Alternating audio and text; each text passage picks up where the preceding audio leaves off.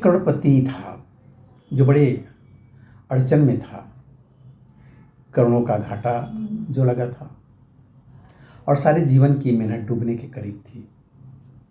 नौका डगमगा रही थी।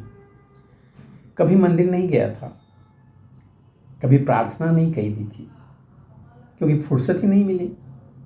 हाँ, पूजा के लिए उसने बहुत सारे मंदिर तो बनवाए थे और वहाँ पे अपने नाम से पूजा करने के लिए पुजारी भी रख छोड़े थे जो उसके नाम से नियमित पूजा किया करते थे। लेकिन आज इस दुख की घड़ी में कोई काम नहीं आया।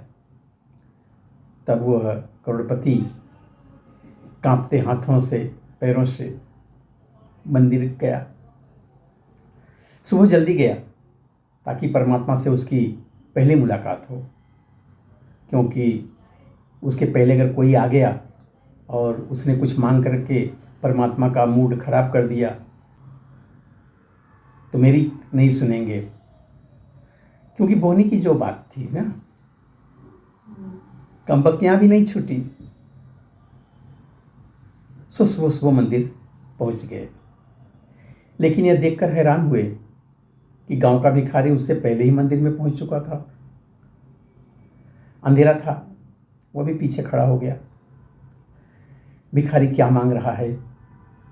धनी आदमी सोचता है कि भिखारी को क्या तकलीफें होंगी, उसको क्या चिंता होगी, उसकी क्या परेशानी होगी, और निर्धन सोचता है कि धनी आदमी की क्या परेशानी हो सकती है, उसको तो परमात्मा ने सब कुछ दे रखा है। मुसीबतें तो मेरे पास हैं।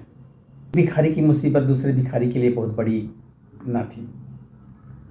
उसने सुना, करोड़पति ने सुना कि भिखारी कह रहा है कि हे परमात्मा, अगर आज 5 रुपये ना मिले तो जीवन नष्ट हो जाएगा, आत्महत्या कर लूँगा।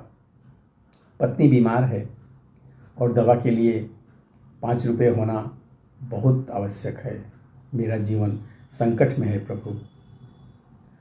अमीर आदमी ने जब ये सुना और भिखारी बंद ही नहीं हो रहा था, कहे जा रहा था, प्रार्थना जारी थी, तो करोड़पति ने झल्ला करके 5 रुपये निकाले और उस भिखारी के हाथ में दिया और बोले, ये ले तू और जा यहाँ से।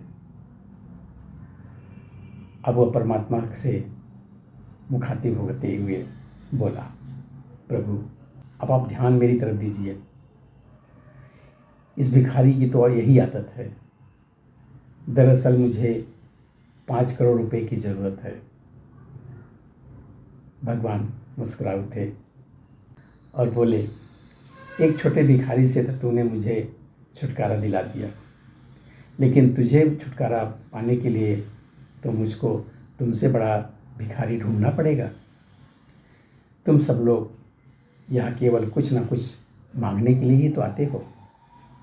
कभी मेरी ज़रूरत का भी ख्याल आया है क्या?